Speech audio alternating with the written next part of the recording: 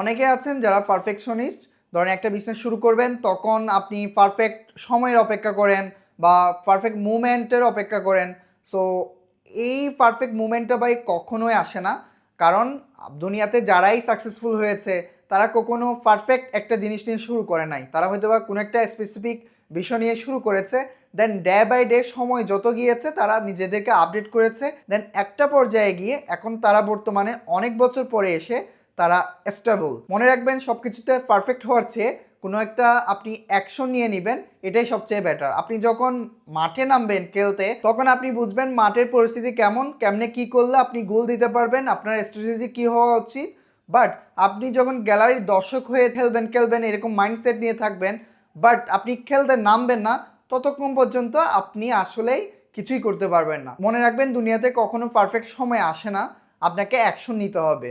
আপনি যদি ওয়েট করে থাকেন পারফেক্ট টাইমের জন্য, তাহলে দিন শেষে আপনার বছরের পর বছর চলে যাবে, বাট কোনো রেজাল্ট আসবে না এবং আপনার গ্রোথটা আটকে যাবে। তো এই জায়গায় আপনাকে অ্যাকশন নিয়ে নিতে হবে। দেন আপনি আপনার যে প্রোডাক্ট আছে এবং সার্ভিস প্রোভাইড করছেন, ওই সার্ভিসটাকে ক্লায়েন্টের ফিডব্যাক নিয়ে আপডেট করতে করতে আপনিও তখন পারফেক্ট একটা পর্যায়ে যেতে পারবেন। একটা সময় আমিও অনেক বেশি পারফেকশনিস্ট ছিলাম, বাট পরবর্তীতে আমি এখান থেকে বের হয়ে আসছি। দেখা যেত একটা সফটওয়্যারের ফিচার লঞ্চ করতে অনেক বেশি টাইম নিয়ে নিতাম। লাইক সিঙ্গলের কথাই বলি, যে ই কমার্স অটোমেশন সফটওয়্যার, এইটা আমি অনেক আগে ডেভেলপ করেছি।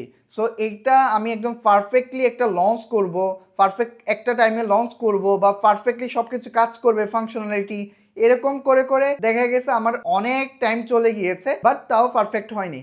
সো এই জায়গায় আমি এবার এখান থেকে বের হয়ে যেটা শুরু করলাম, আমি যতটুক ফিচার রেডি হয়েছে ওটুক দিয়ে আমি লঞ্চ করে দিলাম। দেন পরবর্তীতে এখন ইউজারে ইউজ করছে, দেন ফিডব্যাক দিচ্ছে, ডে বাই ডে প্রোডাক্টটাকে আপডেট করছি। সো আমি যদি পারফেক্ট টাইমের জন্য ওয়েট করতাম, আমার আরও সময় চলে যেত, বাট ওই পারফেক্ট টাইমটা কখনোই আসতো না।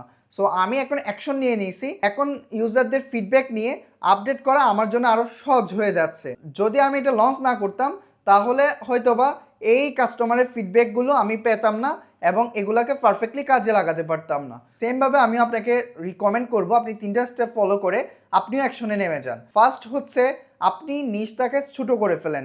আপনি হয়তোবা কোনো একটা বিজনেস করতে চাচ্ছেন, কিংবা আপনি সার্ভিস প্রোভাইড করতে চাচ্ছেন, কিংবা আপনার কোনো একটা সফটওয়্যার আপনি সলিউশন দিতে চাচ্ছেন। সো আপনি এখানে যেটা করবেন, আপনার নিশটাকে ন্যারো করে ফেলেন। ধরেন আপনি অনেক ব্রড একটা চিন্তা ভাবনা করছেন, সবার প্রবলেমের সলভ করবেন, এটা না করে আপনি যেটা করতে পারেন, জাস্ট স্পেসিফিক একটা গ্রুপের আপনি প্রবলেম সলভ করেন। দেন সেকেন্ড আসতেছে স্কিলস। তো আপনি জাস্ট যতটুকু স্কিল আসলে আপনার দরকার, যেটা কাজে লাগবে, অতটুকু স্কিলই গ্যাদার করেন। এর চেয়ে বেশি স্কিল গ্যাদার করার কোনো দরকার নেই। 3 নম্বরে আসতেছে জাস্ট শিপ ইট। অর্থাৎ আপনি এরপর অ্যাকশনে নেমে যান। আপনার প্রোডাক্ট হোক, বিজনেস হোক, এটাকে শিপ করে দেন।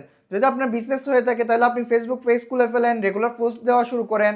দেন আপনার হাতে যদি অল্প কোনো বাজেট থাকে, তাহলে ওইটা দিয়ে মার্কেটিং শুরু করে দেন। তাহলে দেখা যাবে দিনে দিনে একটা পর্যায়ে আপনি কাস্টমারের ফিডব্যাক নেবেন, আপডেট করবেন, এরকম করতে করতে একটা পারফেক্ট পর্যায়ে চলে যাবেন।